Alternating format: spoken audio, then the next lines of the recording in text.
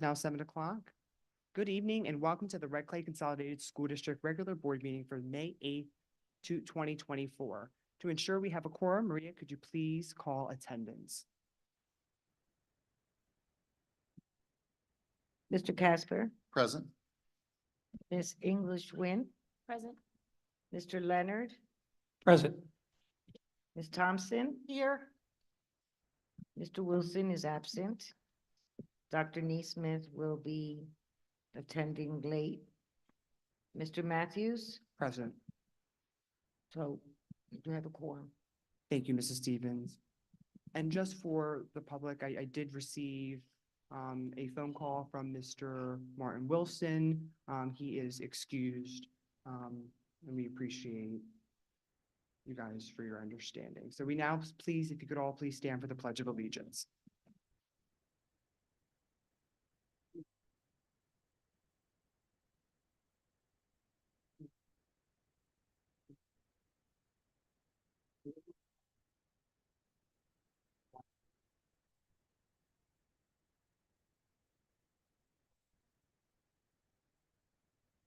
You may now be seated.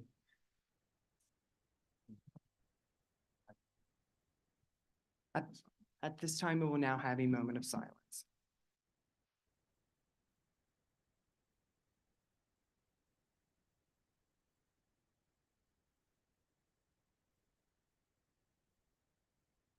Thank you. So the moment of silence, obviously, the Red Clay community, in particular Marbrook Elementary, suffered the tragic loss of a fifth grader, James. And so we wanted to take this opportunity to let the family know that we are here as a community. We love them, we support them, they're in our prayers, but more importantly, being in our prayers, we're committed to helping them grieve and get through this process, again, as a Marbrook community, but also as a school district. James was always a good friend and a great classmate to his peers. He had a contagious smile and was a natural leader. He was most happy when he was hanging out with his friends. He always participated in class and welcomed new challenges. Math was one of his many strengths, and he was a great problem solver. James was loved by Marbrook community and will be greatly missed and never forgotten. Thank you. Thank you, Dr. Green.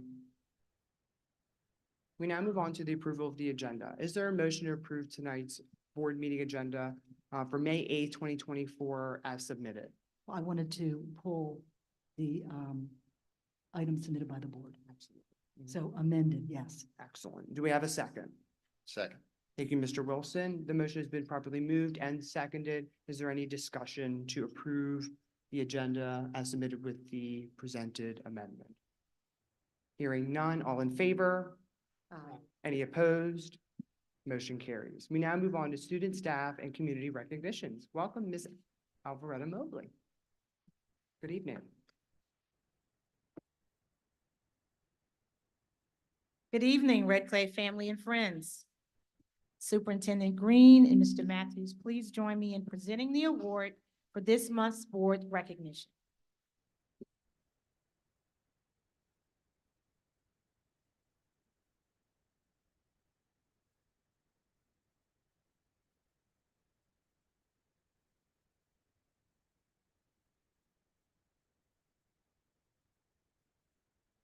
Ladies and gentlemen, it gives me, there, hello? Okay, sorry. It gives me pleasure to present the School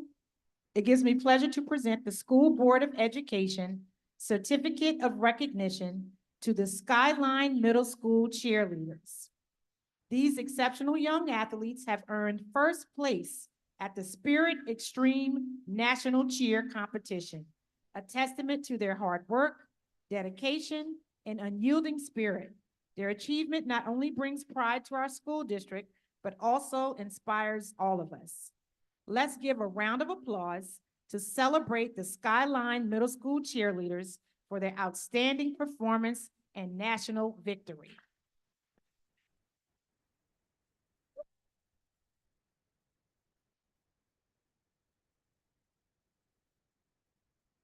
We would like to recognize our cheer coaches, Azer McCullough Hawker, Chelsea Wilburn, and our athletic director, Wesley Jones.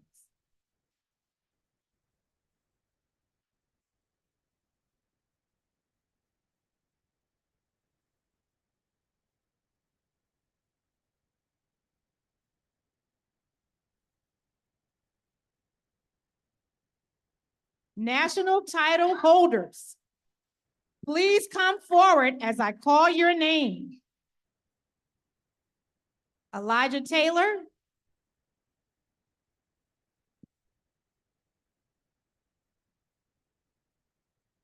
Brianna Dela Cruz. Cheyenne Ballback. Ismaili Guzman. Jemiah Younger. Judah Nesbitt. Kayla Rhodes. Kaylee Rhodes. Kavana Chapman. Kamora Papatella. Milan McMillan. Nadine Williamson. Rose Rodriguez. Serenity Richardson. Sanai Weathers. Tatiana Torres. Alasia Mejia. Jade Berry. And Olivia Makosi. Let's give them a round of applause.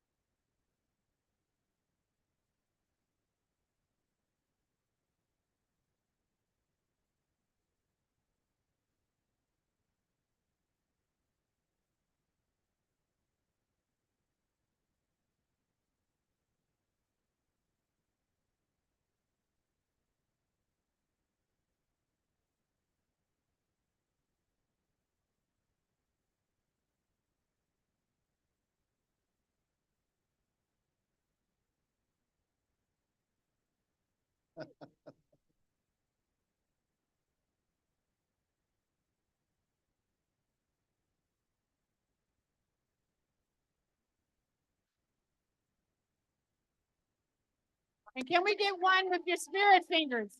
Cheerleaders. Actually, I'm gonna put them on the spot. Do we want to cheer? Yeah, how about you show us a little bit what you got?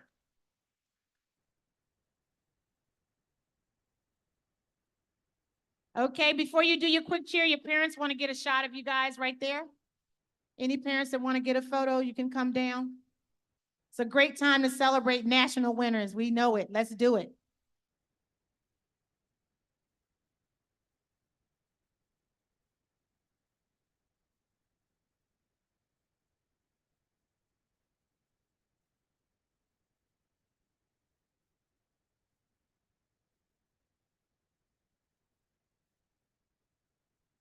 Superintendent Green and Mr. Matthews, will you go back in the photos for the rest of the photos?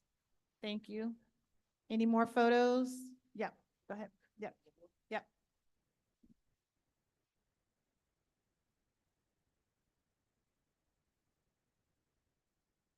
All right, I think we're gonna have a cheer.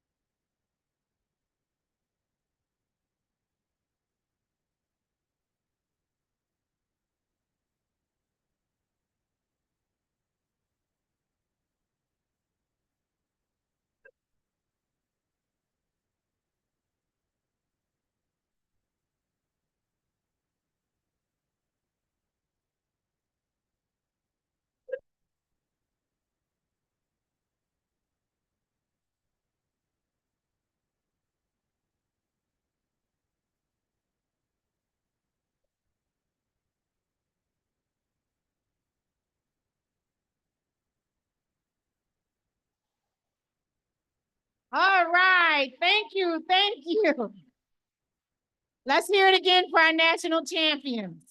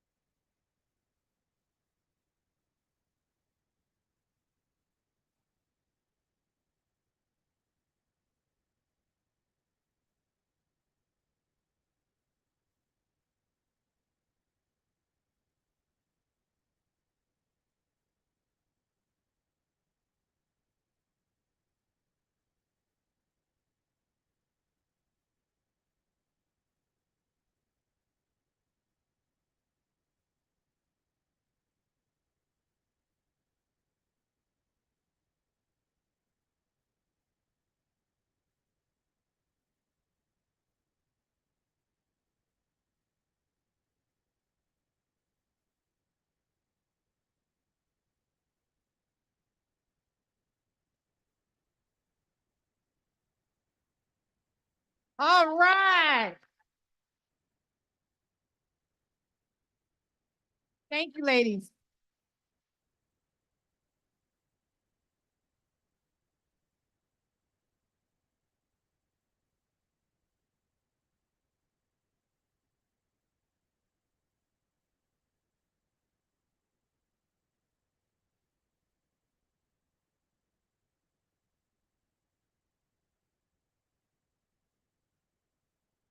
Okay.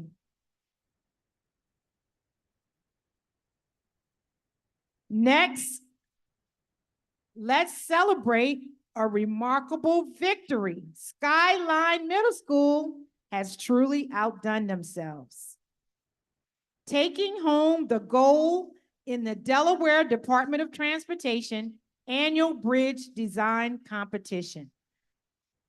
Our brilliant students demonstrated outstanding teamwork and engineering expertise throughout the competition. Let's hear it for our eighth graders who clinched the first place state championship out of 31 competing teams. Team Rocket soared to success with their stellar bridge design, presentation, and written proposal. Our first place winners, please come forward. Connie Pan and Mackenzie Smith.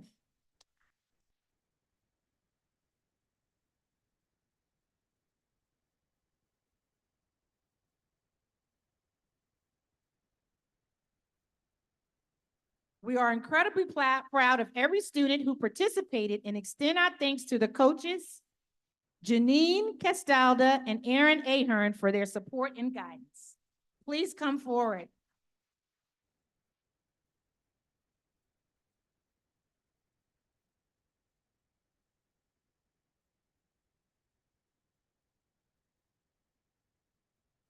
Come on, Chris. We won't leave you out. Let's do it.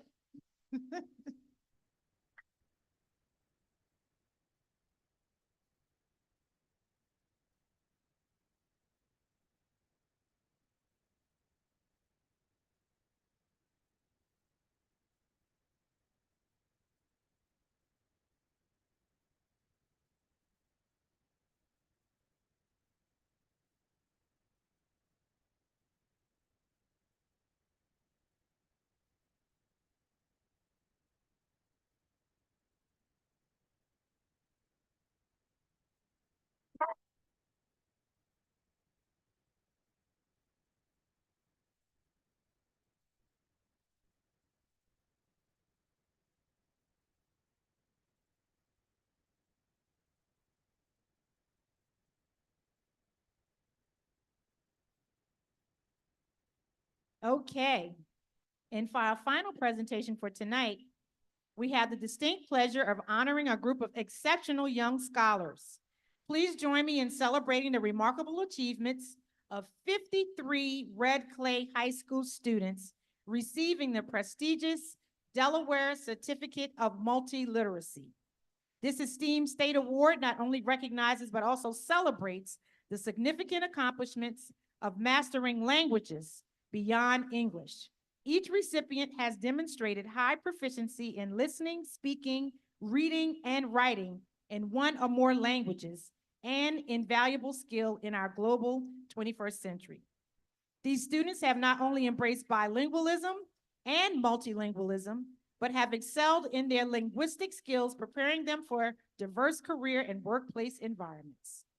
We recognize two levels of excellence tonight: the gold level for those who have reached an intermediate mid-level proficiency, and the diamond level for those who have achieved an advanced low level of proficiency. All Delaware Certificate of Multiliteracy recipients, please come forward as I call your name. Samantha Cuba Guzman.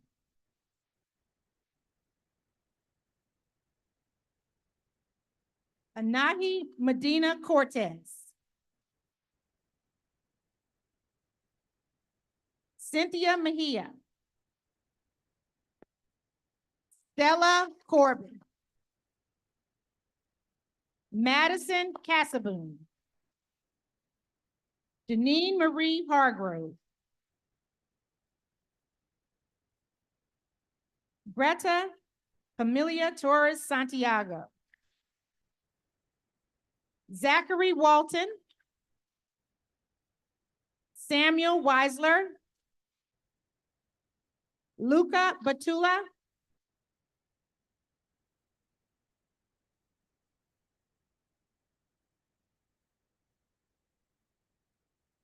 All of these students move forward to carry with them. Who'd I miss? I'm sorry. Come forward. I'm sorry. I'll say you then. Come forward. We have one more.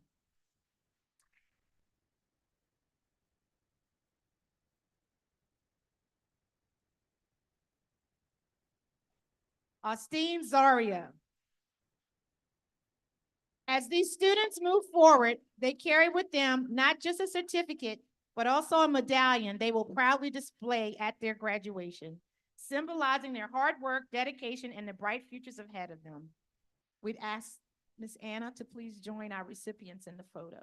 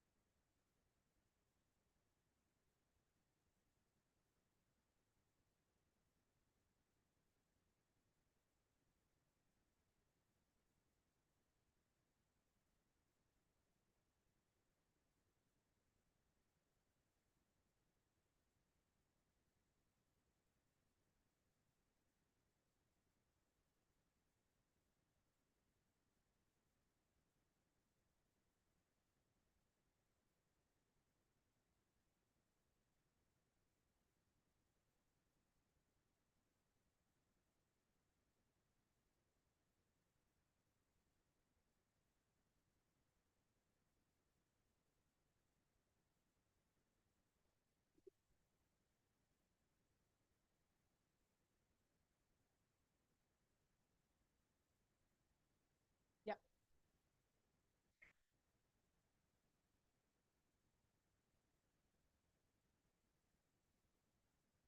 Follow Mr. Knight. Follow Mr. Knight. Let's give our board recognition recipients another round of applause. Congratulations on your remarkable work.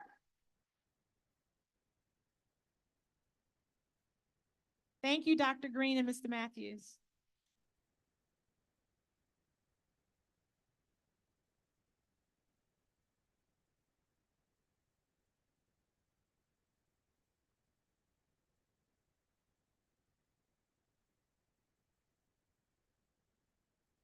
Excellent. What a wonderful highlight for our district. Thank you so much, Ms. Mobley. We now move on to public comment.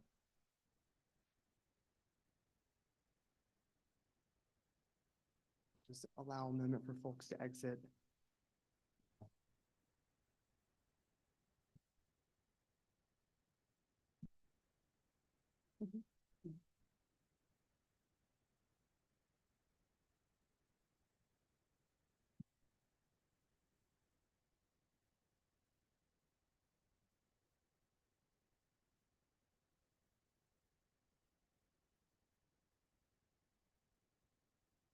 So proceeding with public comment, the Red Clay School Board appreciates any member of the community who would like to make public comment.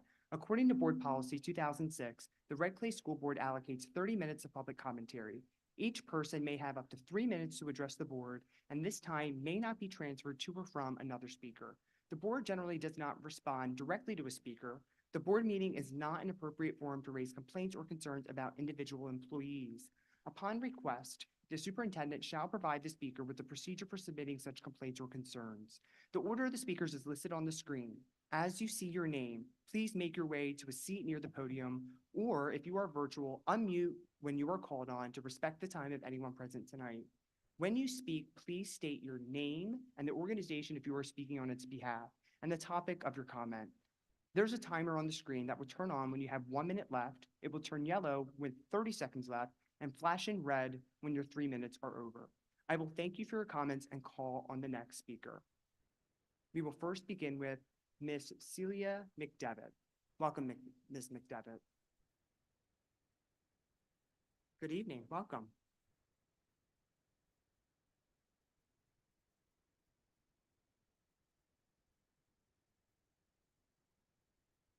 Community. Yeah. You speak directly into the microphone. Thank you so much for the time this evening.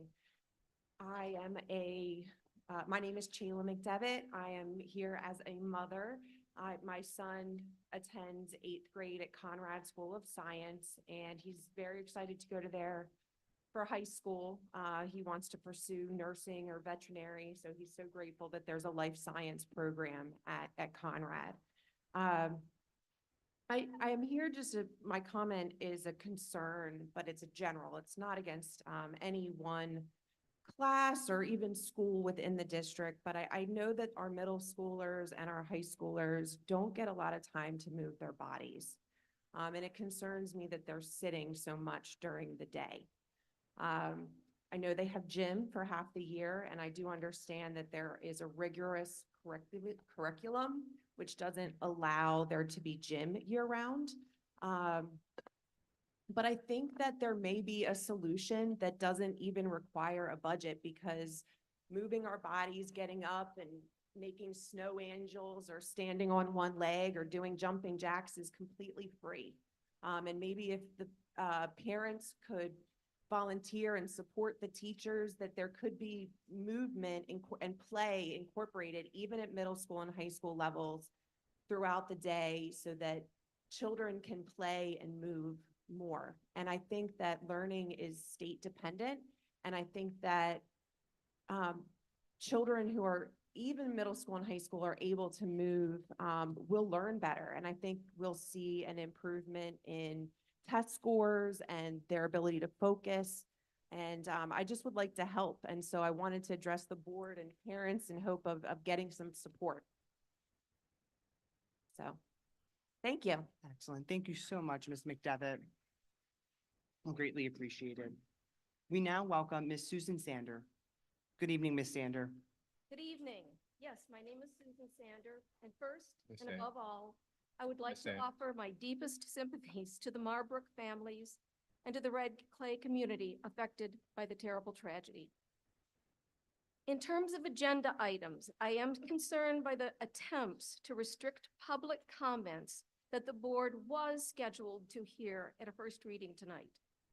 Public comments is the only time that the public has to formally address the board and bring up issues that the board may not otherwise be aware of. The changes to Delaware Code are clearly meant to strengthen the right to address the board, not to preclude other matters from being discussed. When the board meets in public, their job is to be answerable to the public and to listen to concerns shared by the community. Restricting public comments will jeopardize the relationship and trust between the board and the community. Ignoring our responsibilities to the families and community is wholly unacceptable. Thank you for your time. Thank you, Ms. Sander. Our next speaker is Ms. Yvonne Johnson. Welcome. Good evening. I need to hold it. Good evening, Dr. Green and school board members. I'm here this evening to address a concern about limiting public comment. I've been attending school board meetings for close to 30 years. I'm a frequent flyer up here at the podium. I have always used my voice during public comment to share with the board ideas, positions that PTA has adopted, or overall concerns about issues in the district. Each of you are elected by us, the public. It is literally your job to work with the community and to listen to what they have to share with you. Many times the board is not aware of things that are going on in the district. Public comment gives you that insight. The bill regarding public comment that was sponsored by Senator Sturgeon, I reached out to her yesterday to get clarity on the intent of the bill, and I'm going to read you exactly what she texted me. We had a few exchanges. This is what she said. I can say that when Kim, that's Representative Kim Williams, and I passed the bill, our only intention was to make sure public comment happened before agenda items were voted on, and earlier in the evening instead of at the very end of a meeting, since the end of the meeting sometimes could be at 11 o'clock at night. I'm not going to go on to read because it's all the same. But basically, the intent of the bill, and I know for a fact because First State Educate, which I am a consultant for, spoke with Senator Sturgeon about public comment. We at Red Clay have had public comment at the beginning of our meetings for many years, which is fantastic. But there are school boards in this state that have public comment after presentation. So it could be 10 or 11 o'clock at night. And that was the intent. The way this came out was not intended to limit public comment. And I understand that people have to have an opportunity to give public comment regarding any agenda items. I spoke with Mrs. Thompson today and we had a good conversation about this, and I know what the intent was, and I really appreciate that you guys pulled this item off of the agenda. I just really want to say that family engagement is extremely important. Many of you were at the National School Boards Association and you heard National PTA present on family school partnerships. I think Darrell and I talked about it, Jose and I talked about it, and the 6 tenets around family school partnerships are around engaging the community. And so I just really hope that we have a good discussion about this and that you don't limit public comment. I really appreciate your time and thank you for your consideration. Thank you, Ms. Johnson. We now welcome Ms. Teresa Schmidt. Good evening and welcome. Good evening. My name is Teresa Schmidt. I'm the Vice President of the North Star PTA Board. I came to your board meeting 5 months ago to plead with you to help North Star. I told you that North Star lacks a consistent disciplinary action plan and that the consequences of that issue created instability for students and staff in a place where they should feel safe. I told you that staff and parents felt that a small percentage of our students are monopolizing the time of administration and support staff. I told you that our student body's mental health was in jeopardy due to the amount of abuse they endured by a small percentage of our student body and that they were becoming desensitized to violence. I told you that students were learning dangerous lessons about the lack of consequences and that their learning was repeatedly being disrupted. I was given reassurances that the district would thoroughly review the existing program structure and discipline practices, identify areas that may need improvement, and develop strategies for enhancement. I'm here to tell you that has not happened. I am here to tell you that things have only gotten worse at North Star. Our school is angry, scared, and confused. Our community is tired of being chased with scissors, having rocks thrown at their head, being inappropriately touched. They're tired of being punched, receiving death threats, being bitten. They're tired of locking down their classrooms, evacuating their classrooms, having their classrooms trashed. They're tired of their education being denied. And they're tired of learning that when their safety is threatened, administration is not doing the right things to help them. The district handbook states that parents should bring attention to school authorities when problems affect their children and others. And we have done that many times. I've had countless conversations and emails with district employees about the unfair treatment, bullying, and abuse of students, about the abuse of teachers and the various handbook violations and mishandling of consequences that have occurred. Their response to me, "We're so sorry. That was handled the wrong way. We will look into it.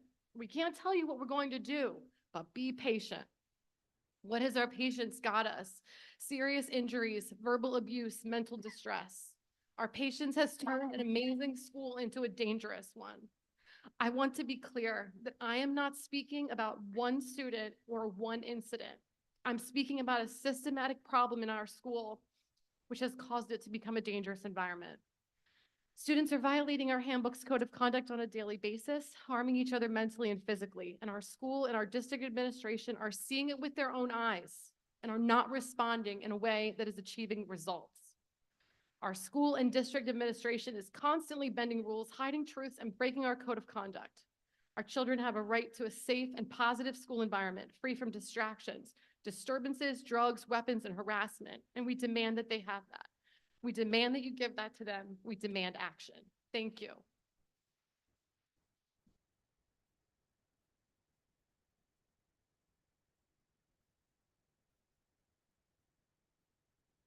Thank you so much, Ms. Schmidt. We now welcome Ms. Cynthia LaRock. Good evening, welcome.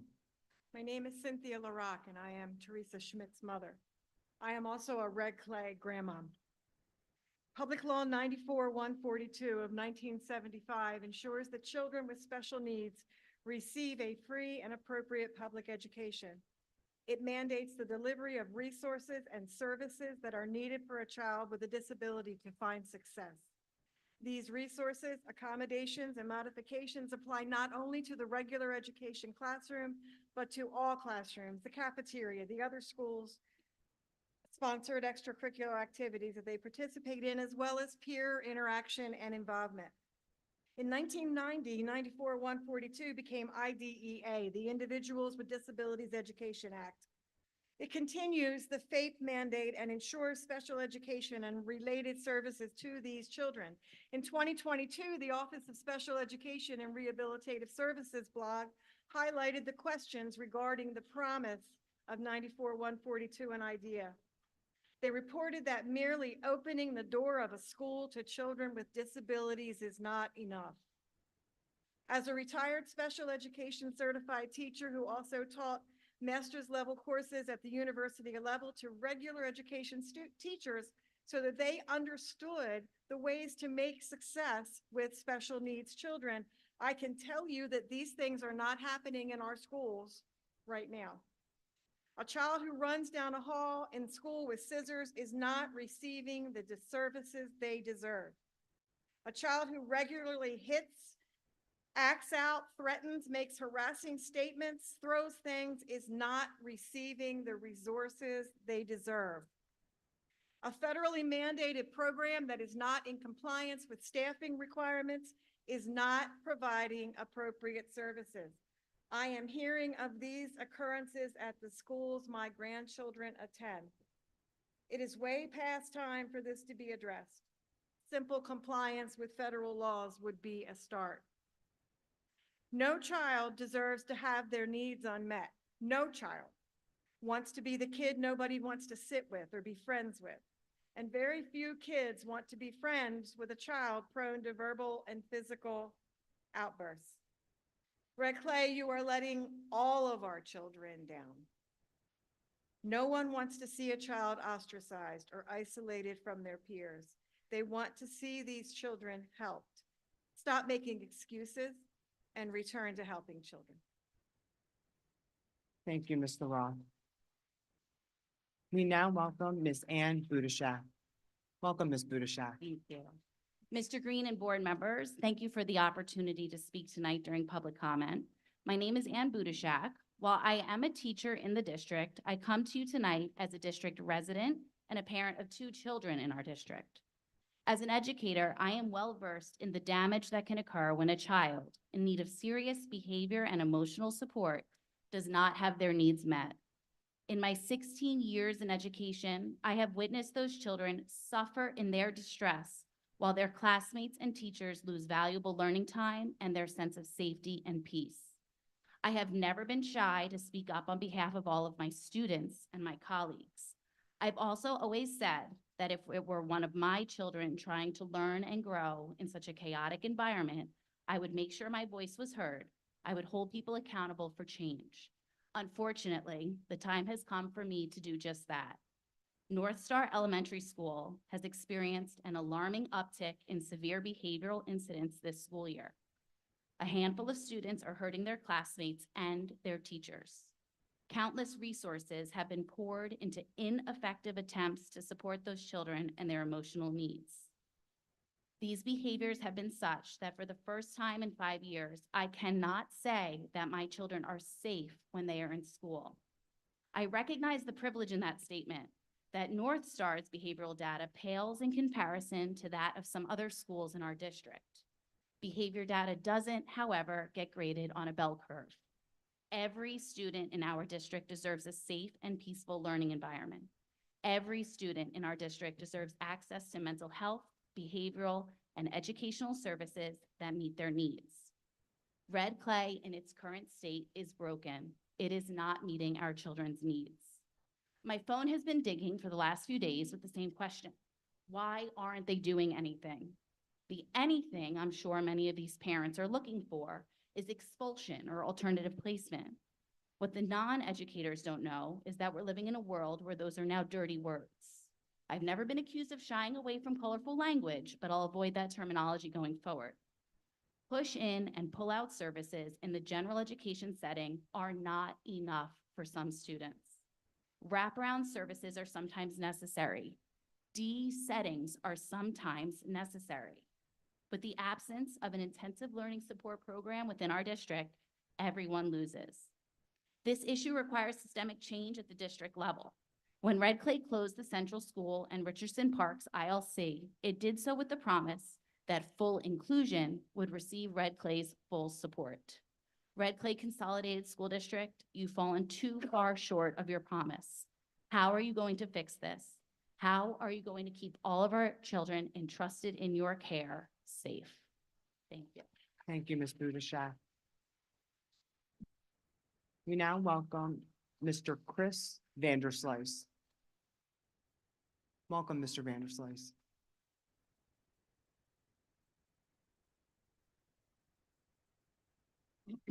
Hello, everyone, and thank you to the school board for allowing me to speak during public comment. My name is Chris Vanderslice. I live in the North Star, and my son attends North Star Elementary School. He's in 2nd grade. My reason for speaking this evening is due to a series of events that have occurred. There has been a complete disregard for the safety of my son and the students of North Star Elementary by the superintendent of the school district. It started at the beginning of this year when we received an email from the school stating that a child threatened to break my son's skull. We immediately contacted the school for follow-up. We met with the principal and his teacher. They seemed very responsive and very nice. However, no action was taken. After this incident, we continued to hear from our son of reports of kicking, punching, pushing, and verbal threats, most of which were reported by our son. He reported that directly to us. We had to call the school to find out what was going on. The school had very little contact with us unless we contacted them first. This student has made terroristic threats toward our son. On February 1st, he threatened to break his skull. On March 6th, he threatened to kill him. At lunch, this student repeatedly hit our son with a metal bottle until he dented the bottle.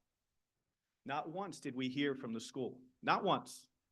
My son had to report that to us. Again, we go to the school, very nice, but no action. This student jumped up while in class and kneed our son in the back. He did this after our son went to help his friend who this student did the same thing to. Again, no contact from the school. On April 19th, while in line leaving for the day, this student punched my son twice. He kicked him, and then he threw his backpack to the ground. Guess what? No response from the school. Nothing. Nobody called me. My son had to tell me this. So I go to the school to find out what's going on. So this leads me to the incident that brought me here today, if all of this wasn't enough. On April 22nd, while in gym class with the teacher present, this student decided to make good on his terroristic threat of breaking my son's skull that he made on February 1st. He picked up a rock with a lacrosse stick and hurled it into the back of my son's head, knocked him onto the ground, knocked him unconscious, cracked his skull. This is while the teacher was present. My son began to bleed profusely from the wound in the back of his head. He was then rushed to the hospital in an ambulance covered in blood. Anybody ever watch their child come out of the back of an ambulance in a neck brace covered in blood? It sucks, I'll be honest. The superintendent thought it would be a good idea to bring back this kid to school in 4 days. 4 days. With little to no additional support. We had to fight to get support for our son. We had to fight to get them. Thank you, Mr. Vanderslice. I got a couple more things to say. I had to fight.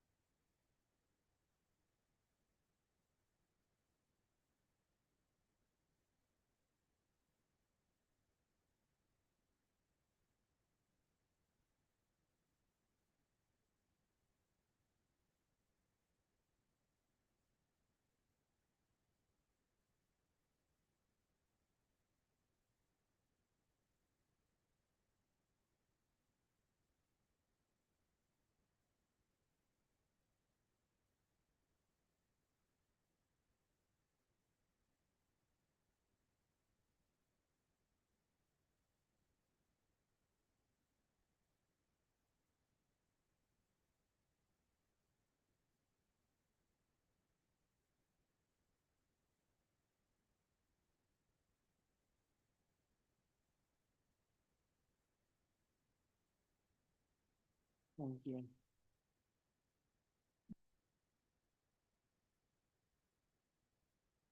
We now move on to Ms. Kara Stern on Zoom. Welcome, Ms. Stern.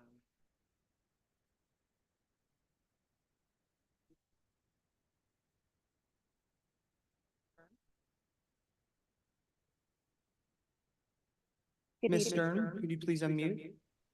Can you hear me? Yes, we can. Okay. Good evening. My son's a second grader at North Star Elementary. As children navigate new friendships, it was only to be expected to hear of disagreements along the way. Initially, our reaction to reported squalls were ones of building listening skills, social awareness, and opportunities to reflect on ways to respond to challenging peers. However, these incidents continued and a trend involving one specific peer began to clearly develop. Reports from my son included being hit with sticks by this individual, which was also confirmed by the school nurse and assistant principal, hitting, punching, and verbal threats. The teacher confirmed the classmate told my son that he would break his skull and that he was a dumb, idiot sociopath. The teacher explained to my son that this classmate was working on his impulsive behavior. Later that week, I was going through my son's backpack and found a piece of yarn. With hesitation, my son admitted that he would tie a knot in the yarn every time the student would punch him. This raised major red flags, so I requested to meet with the teacher and school administrator. The outcome was that all teachers were advised to keep the boys separate. Later, a specialty teacher called me to let me know the student had told my son he was going to kill him. Continued physical offenses were documented by both my son's teacher and school administration, resulting in a follow-up conference where it was suggested that a more proactive approach by assigning a paraprofessional with said student and scheduling a daily check-in with my son. Our suggestions were met with resistance due to limited resources. The week following the conference, I received a call from the school administrator that despite the advisement to keep the boys separate, there had been an incident and my son needed medical attention. My son was transported to by EMS to Nemours for evaluation resulting from a head injury. The other student had picked up a rock and hurled it to the back of my son's head with a lacrosse stick. My son had a laceration to the back of his head, reported loss of consciousness, and required a staple, and after hours of monitoring in the emergency room was discharged on concussion protocols. If an educator at the school had been physically assaulted and verbally threatened and being told that they were going to have their skull broke or kill them, how would the district support that teacher? If an event caused hospitalization, mental and physical restrictions, and ongoing evaluations that would certainly qualify them for workman's compensation or relief of absence, would the student be back at school if these documented acts were towards a staff member instead of a peer? I expressed the need for mental health resources for my son. I was provided with the information for the Center for Children Development. I responded with my disappointment that Cigna insurance was not accepted, requesting additional options. I've yet to hear a response on alternatives. The school should be proactively offering mental health support not only to my son, but to all their students, including the perpetrator, if he's not removed from the school. I thank you for your time. Thank you, Ms. Stern. We now move on to Ms. Amy Reynoso. Welcome, Ms. Reynoso. Hello, good evening. Can you hear me? Please proceed. Hi, I'm Amy Reynoso. I'm a red clay parent at Marbrook. My family and I would like to offer our condolences to the families at Marbrook who suffered an unthinkable tragedy on Monday. We share in your sorrow, and also to the teachers who take care of our children and love them and keep them safe every day. We thank you, and we know you're hurting. Thank you to Dr. Green and Dr. Bond and everyone at the district for the support you are providing to Marbrook and to the families. I would like to take this time to also thank the board for your volunteer work and the time you've put into listening to families, working to make positive changes and encouraging open conversation between the district and the community. I think most of us agree that the best way to support our students is through collaboration and communication. Sometimes public comment is how community members find the opportunity to make their concerns known. Gathering public comment at board meetings is a way to tune in and hear from teachers and families. I personally will keep speaking up for families who don't have the language ability to speak up. And if that's annoying, I'm completely okay with that. Public comment is the purest form of democracy, and I thank the board for being such good listeners. We are proud of our school district, and we'd love to explore ways we parents can help keep the conversation going. If someone's interrupted, muted, disconnected, or prevented from making public comment, it makes it really hard to collaborate. The goal is to foster trust between families and the district, and I hope as individual board members, you believe in that too. Thank you for taking that item off the agenda. Thank you again, Dr. Green, for your words this evening about James. Please, everyone can look at the Marbrook PTO page on Facebook for information about a candlelight vigil this Friday and ways to support the family of James and support Kevin as well. Thank you. Good night. Thank you, Ms. Reynoso. We now move on to Ms. Erica Gutierrez. Welcome, Ms. Gutierrez. Hello, could you hear me? Can you hear me? Good evening. Good evening, everyone. Can you hear me? We can. Please proceed. Thank you. My name is Erica Gutierrez. I am a red clay parent and also a community leader. Public comment is a moral compromise from schools and districts towards our community. Since most of the board members, with the exception of educators and committed public servants by heart, are the only ones that get firsthand information from the ground, classrooms, and the community. Just like parents, just like teachers, just like preachers, we got to listen to each other. Even if what comes, it's something uncomfortable. The board meeting and its intent is not just to represent and execute in the best interest of students and families and teachers, but to be the voice of concerns and recommendations and growth as well. Trying to silence or modifying a particular convenience, the comments and the way people can choose to express is wrong. How many schools and districts are struggling right now with community engagement as we speak? How many parents feel disconnected, afraid, and disbelieved, hopeless, disengaged, and more all because they don't feel they are listened, that there is an intentional gap for them to speak or be heard. Look at just what happened with Mr. Chris. He just wanted to finish his story. Any board member I know who wants to be there representing finds an authentic and kind way of helping students achieve. They generally are happy to hear everybody, the good and the bad. This is a public entity. This is a community house. This is and must always be a representative of ethics, values, and respect for its community. Everyone, listen to people's comments. Be kind to people, every parent, every person, not just your favorite crowd, but everyone, because we are aware of who is working for students. Voices are needed. Voices are helpful. Voices make good change. Voices bring people together. Voices is us parents and your community. Public comment is a moral compromise. We need to be mindful of the open doors and barriers that we build for our community. Thanks for being kind. Thanks for being respectful. And all those champions, please keep fighting for us because we're here to support, not to divide. And appreciation. Thanks. Thank you, Ms. Gutierrez. We now welcome Mr. Mike Matthews. Welcome, Mr. Matthews. Good evening. If you know, you know. Good evening, Superintendent Green, board members, audience, and those participating virtually. My name is Mike Matthews, and I'm a special education and English teacher here at Cab Calloway, and I speak to you tonight on the topic of democracy. In the timeless words of Thomas Jefferson, educate and inform the whole mass of the people. They are the only sure reliance for the preservation of our liberty. Today, we stand at a critical juncture. And even though the item was removed from the agenda, I'm going to make these comments. Today, we stand at a critical juncture where the very essence of our democratic principles is under scrutiny.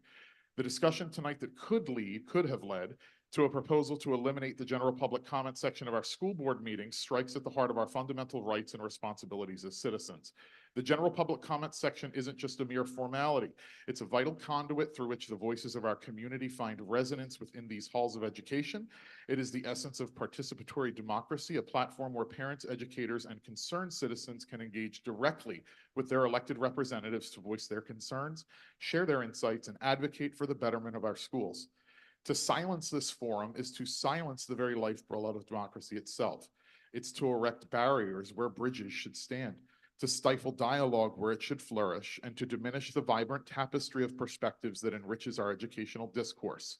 Yes, public comments may sometimes be passionate, spirited, and even contentious, but let us not forget that it is precisely within the crucible of that debate that the truest form of enlightenment emerges. Let us not shy away from the cacophony of voices, but rather embrace it as a testament to the vitality of our democracy. Public comment in red clay is a parent pouring their heart out about their child's experiences with bullying at one of our schools. Public comment in red clay is a teacher showing up to demand more supports and resources for her students with special needs.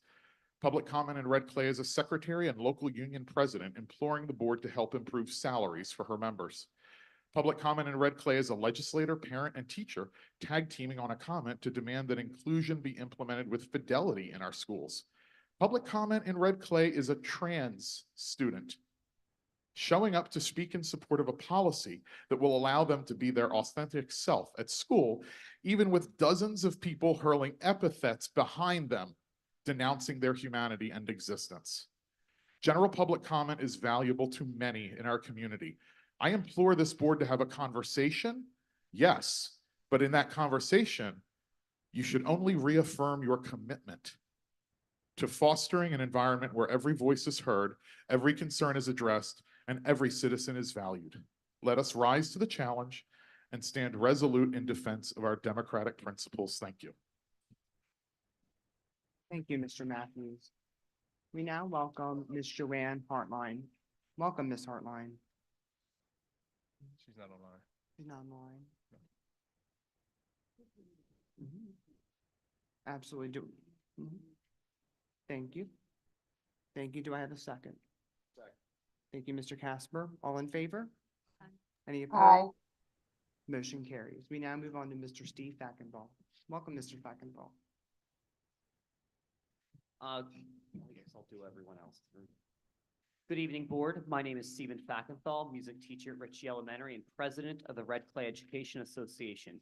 I'm here to speak tonight about negotiations with the district as well as the now negated items submitted by the board. As you may know, our CEA is meeting with district leaders again on Friday to negotiate a financial package for our educators. We have shared our story of being competitive with our surrounding districts and making strong gains to match the local portion of the Public Educator Compensation Committee recommendations. Since it is Teacher Appreciation Week, I'm hopeful the district, this board, recognizes how paramount our educators are in the success of our students. I'm not going to give the laundry list of responsibilities that educators take on, nor discuss the hours and hours outside of contractual limits it takes to accomplish this to simply help our students be as successful as they can. But as one educator said to me this morning, I hope the district realizes that right now is the season for districts all over to be hiring. So if they want to retain and attract staff, it would be worth their while to start having competitive salaries ASAP. As a district, I would echo and heed these words thousands of times over again. Remember, our working conditions are our students' learning conditions, and I look forward to meeting on Friday.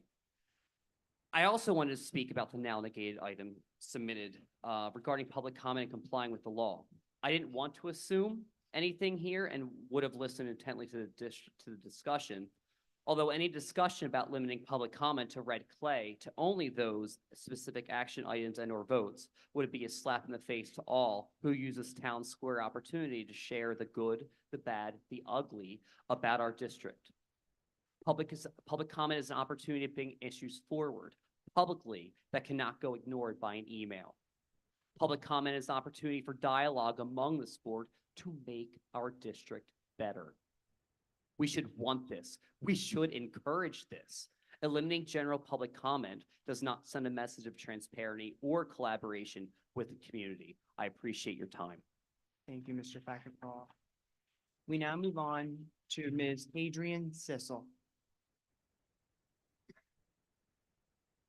Welcome, Ms. Sissel. Good evening. My name is Hadrian Sissel, and I'm a parent of a student in Red Clay. I also represent Nominating District E on the board's Policy Review Committee. I'm addressing the school board and district administration tonight to suggest ways to improve the implementation of some of their policies. First, I would like to discuss Policy 9001, which states the school board's goals for school and community relations. Two of those goals are to provide information proactively about the district's activities and to involve parents and other citizens in the work of board. The next policy, Policy 9002, outlines how the district will involve parents and families of students. It begins, the district will incorporate meaningful and involvement and consultation with parents and guardians into planning and operation. But based on the lack of parent and community involvement that I see with the board's advisory committees and with the Red Clay Parent Advisory Council, there is some disconnect between the goals of the board and district and reality. I believe there are at least three factors at play here. One, a failure to communicate to parents and guardians how their involvement at the district level is relevant and important. Two, a failure to make families aware of district level meetings and events. Three, a failure to make involvement accessible. Listed as part of the fulfillment of Policy 9002, the Red Clay Parent Advisory Council, RCPAC, was established as a way to provide support to and get input from parents and guardians of students who attend Title I schools. This is an avenue for Title I parents to have a say in how federal grant money is spent. Currently, the majority of the parents who attend the RCPAC meetings are from non-Title I schools, and that needs to change. Parents of students from Moat, Warner, Marbrook, Johnson, Richardson Park, Balt, Shortledge, Lewis, Ritchie, Forest Oak, AI DuPont Middle, Skyline, and Stanton need to be made aware that this organization exists and that they can join and attend. Policy 9002 continues. Full opportunity for participation shall be provided for parents and guardians with limited English proficiency, parents with disabilities, and parents of migratory and homeless children by disseminating information in understandable and accessible formats. That being said, nearly a third of our district is comprised of Spanish speakers, yet often information and communication from the district is not provided in Spanish. For example, out of over 100 policies and administrative memos on the Red Clay website, only 3 are available in Spanish.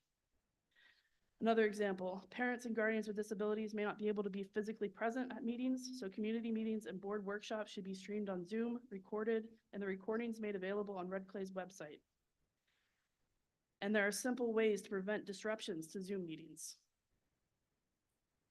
To inform families about board meetings, workshops, committee meetings, and district events, please consider emailing families the dates and times at the beginning of the school year, and then monthly and then weekly, where the weekly emails could include agendas and Zoom links for the upcoming meetings. Thank you. Thank you so much, Ms. Hartline. Our next speaker is Ms. Jennifer Howard. Welcome, Ms. Howard.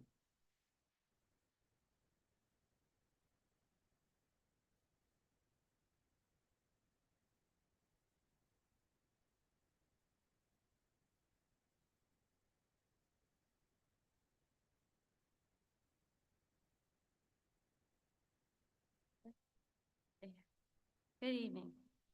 First, I want to propose a change to policy 5003, transportation. I'm asking you to add the statement, any student, regardless of their proximity to their feeder school, is eligible for transportation services if they would have to walk along or cross a highway. I bring this to you because of the tragic loss of one of our Marbrook students this week.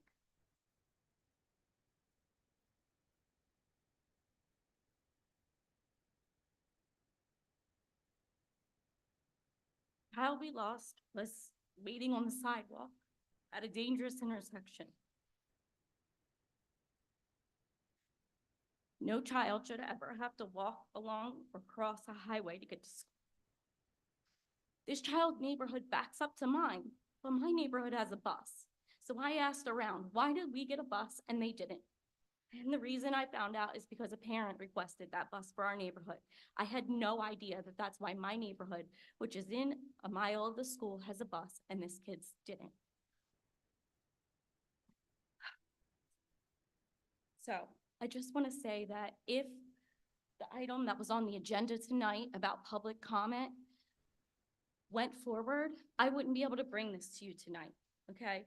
I've suggested town halls and recorded Zoom meetings like Christina has, and all we want is transparency, and I'm really, really shocked and dismayed that that was even an option on the agenda tonight to limit public comment. And I'm also, in the interest of transparency, I'm so happy to see all of North Star here.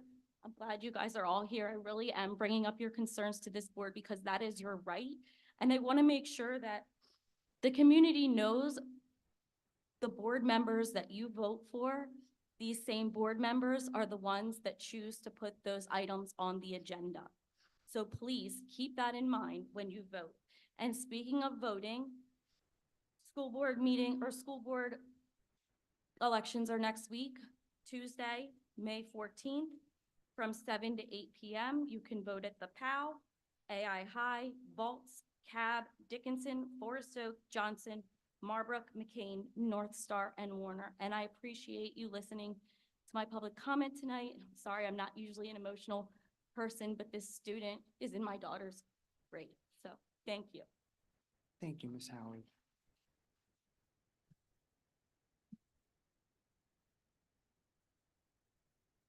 Last but certainly not the least, we welcome Ms. Jenny Corman. Welcome, Ms. Corman. Good evening, everyone. My name is Jenny Corman. I'm a parent of two kids at Marbrook Elementary. This past week, an accident happened in the intersection very close to Marbrook Elementary. It took the life of one 10-year-old.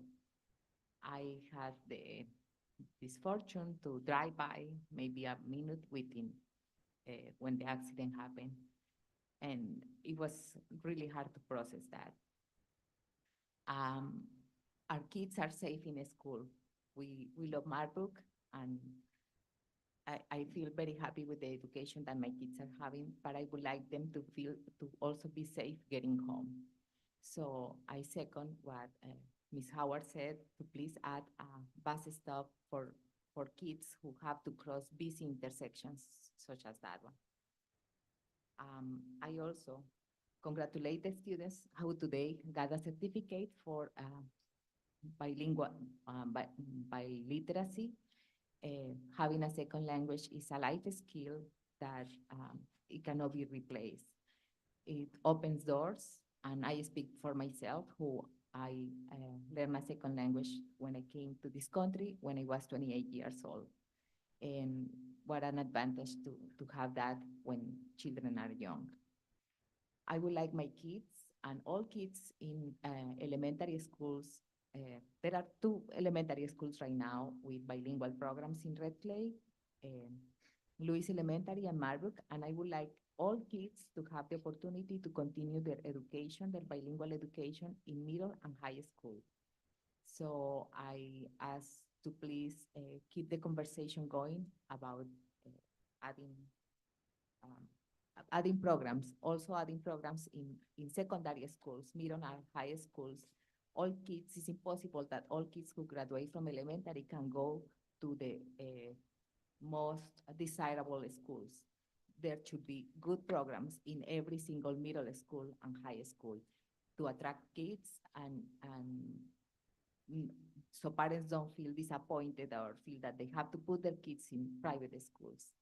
Also, this May 14th, there is an election for a school board member. It's important that everyone in the Red Clay Consolidated School District resident votes.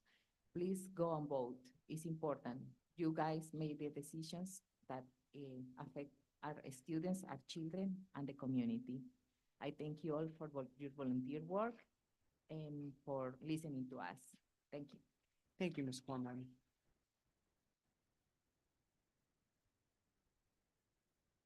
At this time, we will now hear from our superintendent, Dr. Green. Thank you, President Matthews. Thank you to members of the public for coming to voice your public comment this evening. Thank you to those who are joining us online. This is an exciting time of year with a lot of activities going on throughout the district. Again, as you heard, and we recognized Skyline Middle today, as well as the students who received the seal of multiliteracy. My cover photo is actually an event that I'll touch more on a little later, but it was our Health and Wellness Fair that we hosted on April 27th at Warner Elementary. Had the fortune of going to the Red Clay Art Smart exhibit, where students decorated the halls of the Delaware Art Museum. Their artwork is up until May 12th. Again, that's next week. So any family member, any guest, if you want to have a good time out, feel free to go to the Delaware Art Museum to see the amazing artwork that's on display across the district. As we sit here in the Cab Theater, which is our School of the Arts, the arts are not lost on our other schools. And again, when you go to the Delaware Art Museum, you'll be blown away. So join us in celebrating our student artists and their tireless efforts of our dedicated staff who have curated an unforgettable art exhibit. And again, that's at the Delaware Art Museum. We also want to recognize that we hosted the district spelling bee, and this was a Spanish spelling bee. We're really working with our 2 immersion programs, and this year we were excited to look at the first annual Red Clay Spanish spelling bee. William C. Lewis Dual Language Elementary School, as well as Marbrook, hosted students who competed in multiple rounds to reach the district finals. Thank you to all of the parents, students, and staff who participated and contributed to the event's success. And we want to congratulate River Leonard, who was the winner and champion of the Spanish spelling bee.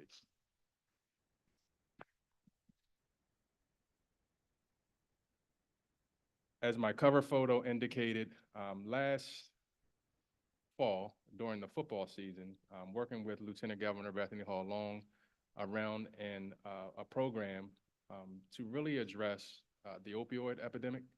And it was with a company called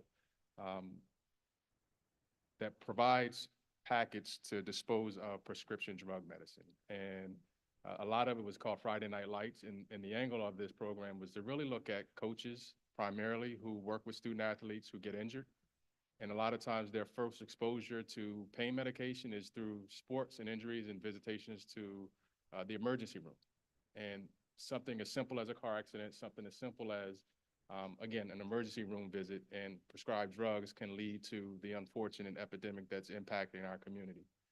So going through that program, and again, they were targeting coaches, I had the mindset of thinking a lot of our students and staff actually encounter, whether that would be through our nurses, who administer medication on a daily basis, but then more importantly, as family members, how many of us can really reflect on unused medication that's likely sitting in our medicine cabinets right now, and it's a safe way to dispose of it. So talking to Manny Pennington, who is our lead nurse, they were already in the process of thinking about a health fair. So we combined efforts to not only get this information out, but to be one of a number of sites across the state to be a prescription drug give back. Little to our knowledge, we were just kind of eager to support the community, but we had to involve the DEA and a lot of other folks to actually take this process on. So on April 27th, we hosted and had well over 250 attendees join us for a day filled with food fun.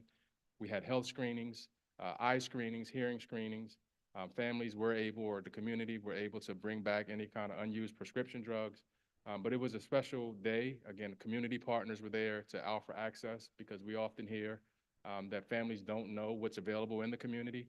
So we had well over 40 partners who were there to provide information that was readily available to families. This was a first annual event, and we will continue this every year. And it was a wonderful opportunity to see the collective will. So thank you to all of the community members, family members who came out to join us, and then more importantly, thank you to our amazing nursing staff who rolled up their sleeves and helped facilitate that event.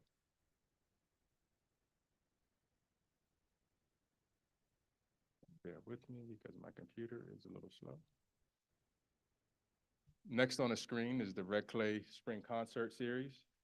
As we look at several of our schools are hosting spring concerts this month, so please go and support our talented students. Again, dates and times can be found on the school or the district's website. So again, spring is upon us, a lot of excitement between proms, graduations, ceremonies, and again, showcasing our students' talents. So please come out and join us for this event. Baltz Elementary hosted a very special event that we've highlighted. Baltz Busload Books Tour. So Baltz was able to have a visit from cross-country, a group that crossed the United States in a tiny homeschool. Swanson and Bear had visited Title I elementary schools in all 50 states, distributing over 150,000 free books and 25,000 free Reading Buddy teddy bears in partnership with First Book and the Build-A-Bear Foundation. Every student at Baltz Elementary received a Build-A-Bear, again, courtesy of the Build-A-Bear Foundation, and this initiative was sponsored by First Book. So thank you to the staff, the students, and again, community partners for making that a real live event for our students. And thank you to the authors and illustrators who came out and, again, traversed the United States and made Red Clay and Baltz Elementary one of their destinations. Again, a good time held by all. We recently had our Red Clay Educator in-Service Day. So all of our K-5 educators had the opportunity to view powerful, the Right to Read documentary. Our teachers discussed the insights and aligned them to their approach around the science of reading.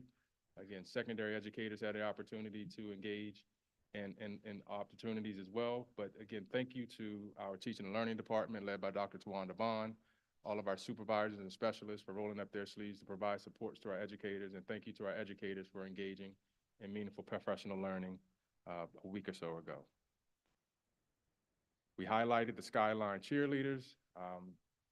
2 years ago, I believe they formed their program, if I'm not mistaken, and to see that they've grown to become national champions is a fitting testament to the Skyline community who are supporting these young ladies in their efforts to showcase their talents. Not only do they do it on the national stage, they do it on the local stage as well. Skyline and Goldie Beacom College have a partnership through the Avid program, and we know the cheer squad actually has the opportunity to cheer at Goldie Beacom games. So that, again, wonderful opportunity for Red Clay students to showcase their talents. As indicated, they competed in the Spirit Extreme Nationals at the Chase Center, showcasing their incredible talent against 37 competing teams, winning first place in their division. So again, congratulations to Skyline.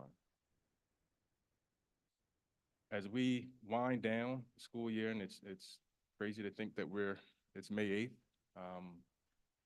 we have all of our summer programs up and running or scheduled to run. We have our Campus Connect program that will be hosted at Warner Elementary, Shortridge Academy, and Dr. Joseph E. Johnson Elementary. Hours of that program will be from 8 to 3. It's a full-day program for rising first graders through fifth graders. That program will run June 24th through July 25th. Spring into Learning, which will host schools Ritchie, Richardson Park, Moat, and Balts from 8 to 12. That's a half-day program for rising first graders through fifth graders, and that will be at Ritchie Elementary. We have our FAME program, FAME Stimulate for Brandywine Springs, Heritage, Linden Hill, North Star, and Cook, as well as our Children's Defense Fund Freedom School, which will support Warner Elementary, Shortridge Academy, Johnson Elementary, and Lewis. Again, FAME Stimulate is a half-day program that is virtual. So there's a virtual opportunity for summer engagement, as well as the full-day program for the Children's Defense Fund Freedom School. We were one of, if not the first school district to actually sponsor that program and working with, again, the Children's Defense Fund.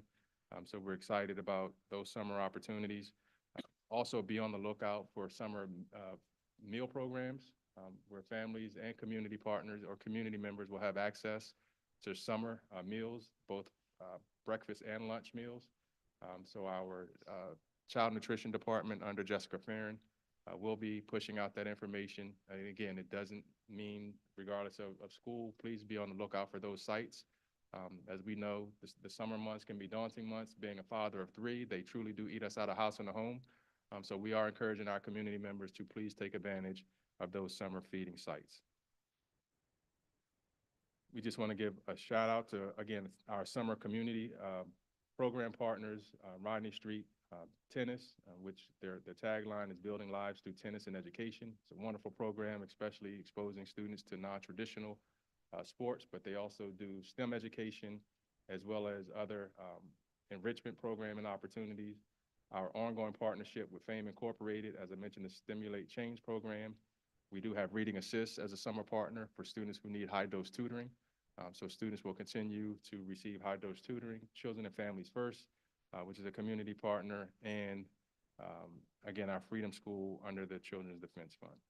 Summer program applications are available for all elementary schools. So for contact information, either contact your school, the school that your child attends, or the Office of Equity and Strategic Partnerships for our summer enrichment programs, as well as the CAB fund program that we also host here, which is another wonderful opportunity for students to engage in enrichment opportunities. We can go to the next slide. Class of 2024 graduations. Again, we are in graduation season as we wrap up proms. Our first graduation will be hosted here in the CAB Theater on Friday, May 31st at 5:30. I see Dean Bolden here in the audience. Thank you for being a gracious host, sir. And then we have our marathon of graduations on Saturday, June 1st at the Chase Fieldhouse, where we'll kick off the ceremonious day at 9 a.m. with AI DuPont High School, followed by the John Dickinson School at 12 noon, Conrad School of Science at 3 p.m., and we wrap up the day with the McCain Highlanders at 6 p.m., again, all at the Chase Fieldhouse. We also are noting the 2 charters that the district authorized respectively. The Charter School of Wilmington will host their graduation here at the football stadium at 10 a.m. on June 1st, and the Delaware Military Academy will have their graduation on June the 5th at 6 p.m. And then we'll also turn back here on June 11th to host Groves Adult Education Program's graduation at 6:30 p.m. This Saturday, there's still opportunities to participate and support Warner Elementary, the Thunderbird 5K and 1 mile walk in remembrance of Dr. Terrence Newton. Again, in an effort to keep his legacy alive, this is a 5K or a 1 mile walk. Feel free to scan that QR code for anyone who wants to participate or donate to the cause. Again, you can sign up to participate and or support in this 5K and 1 mile walk in remembrance of Dr. Terrence Newton this upcoming Saturday, May the 11th. There is a call for anyone who might be interested. There's a vacant position on the Community Financial Review Committee, and we invite you to consider joining the team. To apply, submit your application to Dr. Ted Ammon, Chief Operating Officer. For more information, visit our website. Again, the CFRC is a community oversight committee that works with the district to monitor and analyze our budgets. So again, there is a vacant position open. If you're interested, please reach out to Dr. Ted Ammon for more information, and you can find additional information on the website. We're also excited to highlight and present the 2024 AI High School Wrestling and Just Mentoring Golf Outing, which will be held at the Newark Country Club on Monday, June the 10th.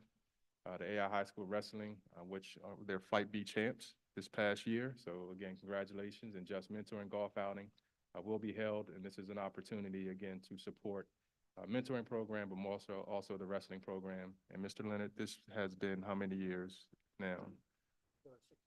So this is the 6th year for this event. Again, if anyone is interested, please reach out to, is AI High School the best point of contact, Mr. Leonard, or how should they reach out to AI High School? May is packed with recognitions from, we're in the midst of Teacher Appreciation Week. So thank you to all of our educators who, again, go well above and beyond, especially, you know, in terms of the needs that we see throughout our schools, throughout our communities. Our teachers are more than just educators and teachers, so we duly note that and acknowledge you during Teacher Appreciation Week. We also have School Principals Day, to all of the Heritage Month celebrations, and today we are celebrating National School Nurse Day. So thank you to our school nurses, who are the only healthcare professional in a non-healthcare setting. So thank you for what you do. Again, May is a Better Speech and Hearing Month. We had Happy School Lunch Hero Day, which I had the opportunity to traverse our district in the Red Clay Lunchbox, which is a, I was going to say Meals on Wheels, but it's not a Meals on Wheels. It's a food truck, excuse me. It's our Red Clay District Food Truck, which again supports student staff events throughout the district. Again, so if you see the Red Clay Lunchbox about the community, it's an opportunity again for us to support the district as a whole. They definitely do events. So reach out to Jessica Farron and Child Nutrition Department if you're interested in having the Red Clay Lunchbox host an event for you. They will be at Marbrook tomorrow, supporting the wonderful educators over at Marbrook as a part of Teacher Appreciation Day. And I want to thank our child nutrition staff for their efforts on short notice to get out there tomorrow to be able to support. But we did have the opportunity to go to 5 or 6 schools to support our school and child nutrition staff for their efforts, and again, supporting our community with lunch and breakfast meals. As mentioned, next Tuesday, May 14th, polls are open from 7 a.m. to 8 p.m. for school board elections. We're encouraging all of our members to get out and vote. Again, exercise your right to vote. I definitely think this is one of the purest forms of democracy. I explained that during the referendum, but obviously the impact in terms of the decision-making of this body, but more importantly, what ends up happening with our children. So again, Tuesday, May the 14th, 2024, polls are open. Again, the various poll locations should be listed on our website as well. And then in conclusion, I know this seems to be a little long-winded. The Red Clay Education Foundation will be hosting the annual golf tournament at the Newark Country Club as well. Registration starts at 9:30. There will be a shotgun start at 11 a.m. We want to thank the RCEF for their efforts in supporting, and funds for this actually goes to supporting McKinney-Vento, which is our students who are either displaced or experiencing homelessness. So the funds raised does go to a Just Cause. So if you're interested in having fun, this is on June 17th, which is a Monday. More details can be found on the RCEF link on our website. Feel free to come out and join. And I do know that the Red Clay Education Foundation are looking to increase opportunities for folks within the community to engage. So Mr. Dave Bowl, who is the president, but if you want more information about participating, feel free to reach out to my office and we'll make sure you get that information. The Wilmington Learning Collaborative meets, the next meeting is May 21st from 6 to 7:30 p.m. This meeting will be hosted at Harlan Elementary, which is actually in the Brandywine School District. For those community members who may be unfamiliar with what the Wilmington Learning Collaborative is, This is a partnership that our board and district had agreed to participate in that is serving our 4 elementary schools within the city of Wilmington.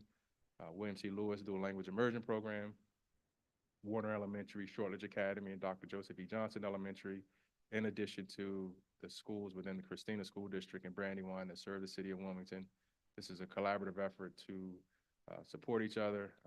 As we know, within the city of Wilmington, you can live on one side of the street and you're in Red Clay, and literally a house on the other side of the street, you could be in a neighboring district. So this is a collaborative effort to strengthen and galvanize partnerships to be able to support the city as a whole.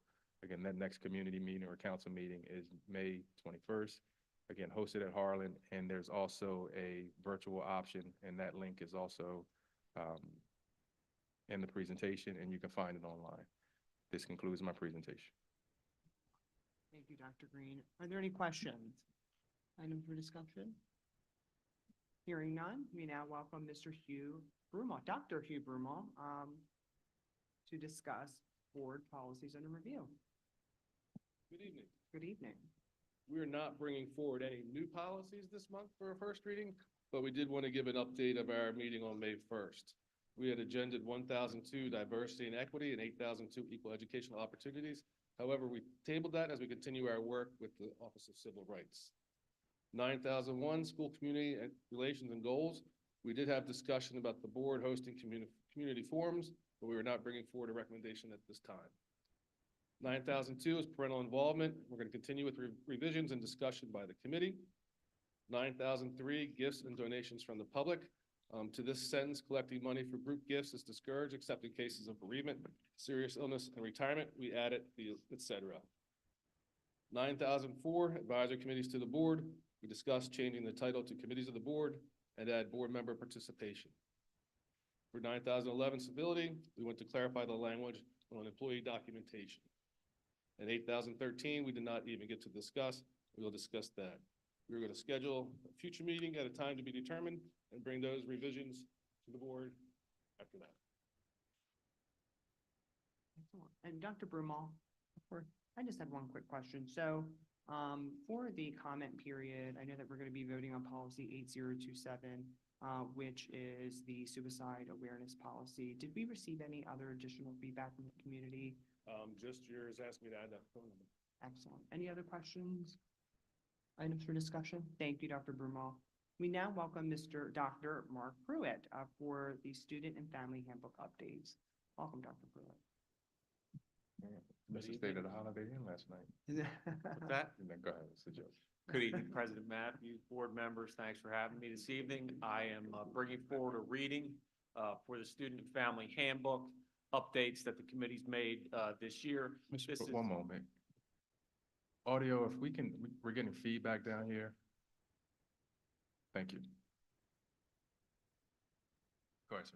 As many or all of you know, we've done a significant revamp of the document over the past 3 years. This is really our final year of going through this document with a close read to make it more student and family friendly, more resources within the document, and really bring it up to date with some of the antiquated language that was in it. Next slide.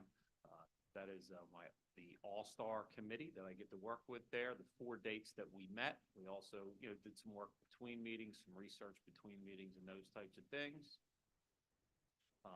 So 2 years ago and last year, that's probably 85% of the book, which was either revised or added sections to the book. You approved about half of that 2 years ago, the other half of that last year. And this year we moved on to the sections of the document that had not been touched thus far. That's this year. Those sections included the introduction, just some readability issues in the introduction, student rights and responsibilities, some edits, probably not many substantive edits in that section. Technology use, some significant additions because now all of our students have one-to-one Chromebooks in front of them. So we added some things from our technology agreement into the handbook to give parents information about the Chromebooks.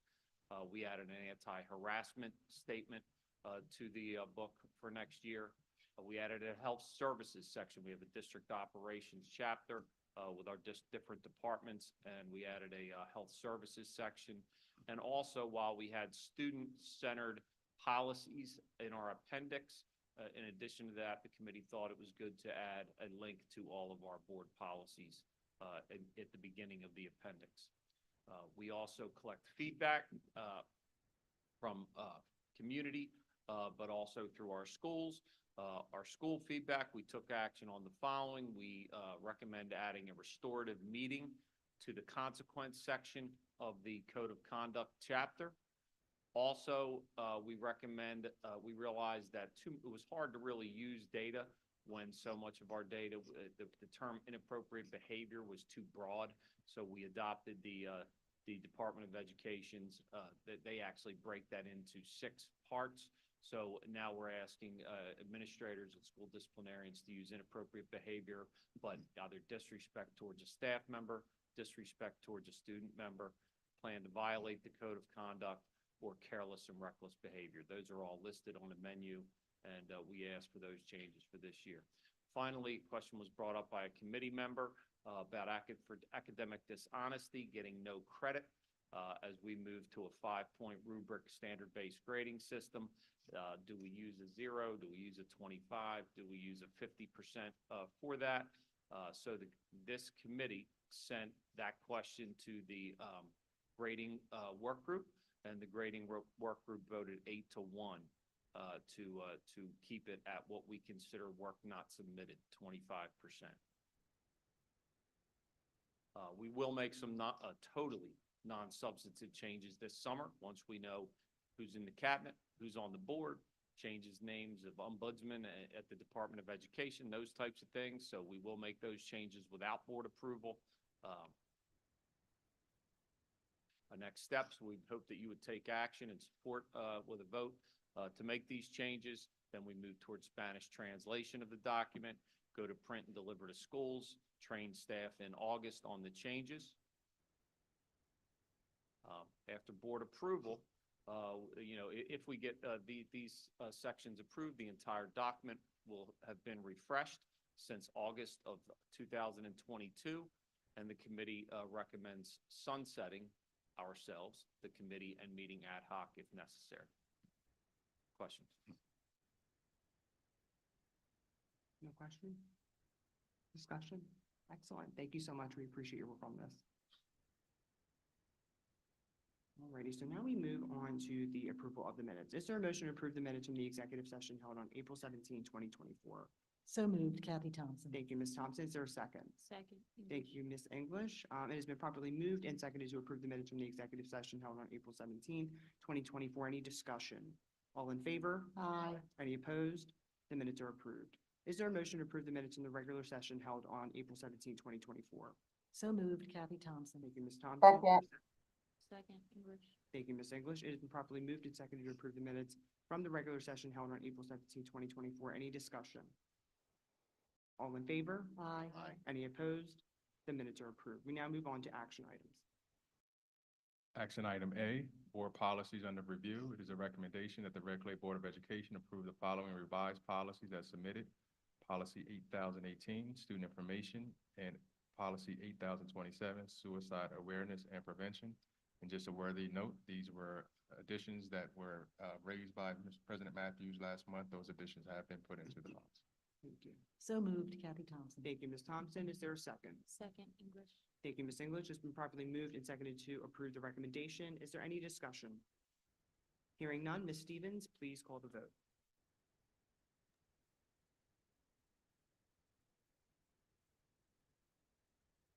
Mr. Casper, Yes. Ms. English Wynn, Yes. Mr. Leonard, Yes. Dr. Neesmith, Yes. Dr. Can you- Neesmith, Can you hear me? We can. Yes. Ms. Thompson? Yes. Mr. Matthews? Yes. Unanimous, motion carries.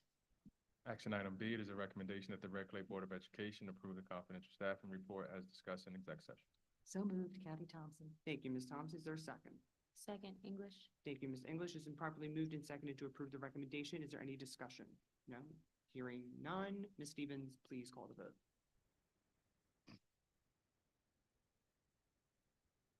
Mr. Casper, Yes. Ms. English Wynn, Yes. Mr. Leonard, Yes. Dr. Neesmith, Yes. Ms. Thompson, Yes. Mr. Matthews. Yes. Unanimous, motion carries. Action item C, facility and repair plan. And just for context, this is part of legislation. So there is Senate Bill 270, which in essence, as required by Senate Bill 270, the Red Clay School District has completed the Department of Education Facilities Inspection Report and will address the deferred maintenance issues through a combination of major and minor capital improvement funds. The bill requires that the board approve this report each May. Mr. Martin Miskowski is able to provide additional details should you have any questions about the development of the template or the process of completing the assessment, in which you'll see on the list are the 29 different building and facility assessment. The fact that we just came off of assessment based on our capital referendum, but this is required by law now based on Senate Bill 270, that the board approves this plan each May. So we'll have to come back each year now with the repair plan for our facility. So this is what's before you right now. Is there a motion? So moved, Kathy Thompson. Thank you, Ms. Thompson. Is there a second? Second English. Thank you, Ms. English. It's been properly moved and seconded to approve the recommendation. Is there any discussion? Well, Mr. Matthews, I do have some, because I looked through these and I didn't understand them. So I don't, even when you open the Balts one, for instance, I don't know what they're gonna do. Now, I don't know that I would know what they need to do, but most of the documents were a little different, and it was difficult to ascertain what is really happening. So it would be helpful to have a little bit of, and they just came in, I think, yesterday, so I didn't get a chance to call Marchand. So again, it's really just looking at major or capital improvements where we go in and do an assessment of each building. I understand the nature of what you're saying in here. It may be necessarily unclear. Dr. Hammond can come up and speak more to it, but part of this is just us going through and looking at areas of need within the building that we have to report out. Right. And I get it, and I just like to know what I'm approving. And I'm sure there's a reason, I just don't know what it is, and I didn't have a chance to go offline. Sure. I think overall what I would say is that this is really a baseline. This was a bill that was enacted a number of years ago, and DOE was given a number of years to create a template. So they hired a contractor to come in, or a consultant to come in and create that template, which districts received middle of this past year. So we then had a consultant go through and do it. And we just got it recently ourselves. So there's really nothing, I think, to review. This is a baseline of what that template shows our buildings need. The more important thing, I think, for us at this point is we just had our vote on major capital improvements through the referendum, and those are the things that we are working on first. Next year, when we redo this, we will be able to see the delta between what we've done and what that still shows, which would be addressed in future years. Yeah, and I totally get that, and I know you all do a great job maintaining the buildings, especially with the resources that we have. But when I look at these things, like this Balts one says, fields in yellow are required. Well, there's virtually no fields and there's nothing in yellow. So does that mean nothing's required there? I don't have it in front I of me. know, but yeah, you don't. yes, So it's unfair. I think if I developed that template, it would have been a more user-friendly template, because Right. I think we have a disconnect. That's designed for someone that's doing engineering design. Right. And if it's a document for board approval, I think there needs to be an additional step. So while it's I- not required, that's probably, especially based on your questions, that's something we'll add to this next May. That would be helpful. Got it. Thank you. Makes sense. Excellent. I can tell you there were no surprises in any of this. Anything that showed as being at the top of the list are things that we're already aware of and have scheduled through. Well, because some of the other reports, they would have like a percentage. And so at what percentage do we deal with it? Right, and there is no requirement. Okay. It's really, again, it was really a baseline. I think the legislators behind this bill wanted to be able to have a consistent tool throughout the state, because we did not have one. So it's very much a good first step, but I would say it's a first step. Okay, And thanks. just for the record, I think each school district, albeit, is kind of struggling to approach it a different way, because to Dr. Ammon's point, there were no real clear guidelines this first go around as to how we are submitting. So as districts across the state, we're kind of having that conversation too. This is in response again to legislation. Right. But I think the user-friendly thing would be helpful, so we kind of know what's going to happen or something, which is not, I couldn't figure it out from these things, but I Understood. didn't spend a whole lot of time studying them because I couldn't figure them out. Okay. Okay. I mean, the template gotta make sense to me. Like, I mean, I understand what Ms. Thompson is saying as far as like, the bulks one, how the format of it is not really clear. But I think overall, I kind of understand, like, if we had the adequate time to kind of read through each one, it does make sense to me. I think there's also two separate things that are submitted. You have a data file that kind of details for certain buildings. Again, these are 29 different facilities Right. that we have, and obviously the scope of work in each of those facilities are slightly different. So again, this is our opportunity to comply with the law, understanding that this is the first time that we're all going through this process. Right. And as we seek clarity from the Department of Ed and the state in terms of what the overall expectation is, but the law requires us to bring this before the board, right? And then, So, is it fair to say that, maybe in the future, like the next time we have to do this assessment, that we'll have some uniformity as far as the template is concerned? well, even through the template potentially, but we also have our facilities committee, which I think is probably another avenue to be able to kind of have some detailed conversations through the facilities committee in terms of the overall impact of this process, and then bring a recommendation back to the board so that the board knows that it's been vetted, no Yeah. different than the CFRC or any other board committee. Okay, Sounds. thank you. Thank you. So, vote. Ms. Stevens, please call the vote. Mr. Casper, Yes. Ms. English Win, Yes.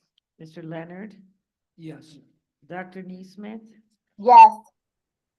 Ms. Thompson, Yes. Mr. Matthews. Yes. Unanimous, motion carries.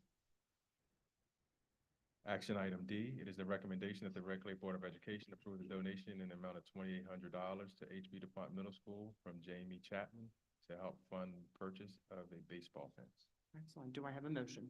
So moved, Kathy Thompson. Thank you, Ms. Thompson. Do I have a second? Second, English? Thank you, Ms. English. Has been properly moved and seconded. Any discussion? A huge thank you, obviously, to Jamie Chapman for this donation. I echo that sentiment. Any other? Moving along, Ms. Stevens, please call the vote. Mr. Casper, Yes. Ms. English Win, Yes. Mr. Leonard, Yes. Dr. Neesmith, Yes. Ms. Thompson, Yes. Mr. Matthews. Yes, and thank you. Unanimous, motion carries. Action item E, it is the recommendation that the Red Clay Board of Education approve a donation in the amount of $2,575 from First State Tattoo to the Early Years Program that will be used to fund their Unified Arts Program. Is there a motion? So moved, Kathy Thompson. Thank you, Ms. Thompson. I have a second from Ms. English. It has been properly moved and seconded. Is there any discussion? Once again, a huge thank you to First State Tattoo. Thank you Thank so you. much. Greatly appreciated. Ms. Stevens, please call the vote. Mr. Casper, Yes. Ms. English Win, Yes. Mr. Leonard, Yes. Dr. Neesmith, Yes. Ms. Thompson, Yes. Mr. Matthews. Yes. Unanimous, motion carries. Thank you. We now move on to consent action items. Does anything need to be removed from the consent items before we move along? Hearing none, is there a motion to approve the consent agenda? So moved, Kathy Thompson. Thank you, Ms. Thompson. Is there a second? Second? Thank you, Ms. English. It's been properly moved and seconded to approve the consent agenda. All in favor? Aye. Aye. Motion carries. We now move on to school board committee reports. First up, we have Board Policy Review Committee. Do you want to give a brief update? I was going to speak on this, and I have my notes prepared, but Ms. Howard got to me with her report on public comment, and I can't help feeling that we need to do more to review what's going on with our walkers. And I've had other parents who have contacted me about dangerous highways for their children. And I'm just wondering if we're doing everything we can to protect our kids from such things that happened on Monday. So I'm looking at the 503 policy right now, and I don't know. I need to talk to someone about how we determine that. So That's all I need to say on that. We need to revisit 5003 about how we determine which is a dangerous highway and which not. Thank you. Thank you, Mr. Leonard. We now move on to CFRC. Do we have a CFRC update? Yes, I put the report in board docs, but fundamentally, we approved the minutes from the April 9th meeting. We renewed several members' terms for another 3 years, although the RCEA is on a 2-year cycle. The expenditure report, we're doing pretty well. We're 83% of the way through the school year. Revenue is at 95% and expenditure is at 82%, so we're doing pretty well. We discussed the expenditure report in full. Everything is on the radar and fully understood, and Dr. Ammon is greatly on top of everything and does a great job in helping us to really review everything that's going on in the district. There was a revised financial position report that was discussed, and a lot of it was because of the Barley Mill property, the Wegmans and other things property whose assessment was reduced by the county considerably, and they're clawing back of money. But the CFRC approved it, but we did last month. So we don't need to do anything. The next meeting is June 11th at 6 p.m. in a hybrid mode in the district office boardroom and on Zoom. Excellent. We now move along to DSBA, the Board of Directors. Okay, so we did have our Board of Directors meeting at DSBA last week. I'm going to defer part of my, the report is in board docs. I'm going to defer part of my verbal report to Ms. Thompson as she attended the legislative committee. But during the Board of Directors meeting, finally, after a long time, the DSBA website is up and running. There was a discussion about some of the referendum updates that were given, and then some of the districts that are still in need of passing referendum in this upcoming month. The new dues calculation was presented, and that will be forthcoming, as will the new schedule for board meetings for next year and legislative meetings. There was a discussion, a pretty bold discussion about superintendent evaluations and compensations and stuff, just so because there's not really a rubric throughout the state. So a lot of the board members throughout the state were kind of comparing notes. There's a district downstate that's really looking, and the difficulty in comparing, you're not comparing apples to apples when you compare a superintendent in Newcastle County to a small school district down in Sussex County, for example. So, there's going to be some disparity there, but it was a good discussion, and hopefully DSBA is going to kind of formulate and put together some type of report so that districts in the future can look to DSBA as a guide for that. As far as the legislative committee, I'm going to defer to Ms. Thompson. Do we have a brief update for legislative? Sure, there's my report's in board docs. I did attend it, and we've approved the minutes. We reviewed the legislative issues that were outstanding, and I sent all the legislation to the board members, and I note the position that DSBA took in here. The website was updated, and it's now a different name. So if you just Google DSBA, you're going to get the wrong website. Yeah, you're going to get the bar, Yeah. the state bar. Yeah. Well, no, but you also get some old thing, even if you put in the Delaware old web- School Boards Association. Yeah. Because it's now DESBA.org. Yes. Okay, and that's the way you get the right one. School board elections, they talked about it May 14th. Statewide, 8 races are contested and 15 are uncontested. Dave Tull gave a Reading update, and we discussed it with board member Deb Stevens, who was there, and she was present and heard all the comments, so it was very good. They talked about the referendum updates, and generally in Delaware, we seem to be doing okay. Hopefully, I think Smyrna passed theirs, didn't they? Or Capes is up? No, they didn't yet. Or is it coming? Appoquinimink passed there. Appo passed it, yeah, so Smyrna and Cape are still coming. Correct. This year, yeah. This month. This month, okay. And then we talked about, Dave Tulsa restated the status of DSBA as a private entity. I put down now, but it's not subject to open meeting laws. I have a typo there. So DSBA is an IRS tax exempt organization, independent from the state, not regulated by the state, is not a public body as defined in law, and not established by the state. So the FOIA law doesn't apply. The chiefs, HR, and finance councils are also not subject to FOIA. So for some reason, that needed to be restated. New business, Sean Larimore from Laurel gave us the chief's report. And there's going to be this really interesting 2020 Vision Coalition Forum, a gubernatorial forum on May 8th at Polytech High That's School. tonight. Oh, that's That's tonight. actually taking place That's right now. right, that's right, I was thinking that when I was there. The next meeting is May 29th at 9 at the East Tap House in Dover at 6:15. Excellent. Thank you, Ms. Thompson. And last but not least, WLC. The last, okay, so we had a continued, special meeting on May 1st. That was, a continuance of the April special meeting. The only thing that we discussed was the reading assist contract. We, I guess, needed more clarity, and so we just continued, and then, it was approved at the May 1st meeting. Then the next WLC meeting, as Superintendent Green stated, is May 21st, 6 p.m. via Zoom and at Harlan Elementary. Excellent. Thank you.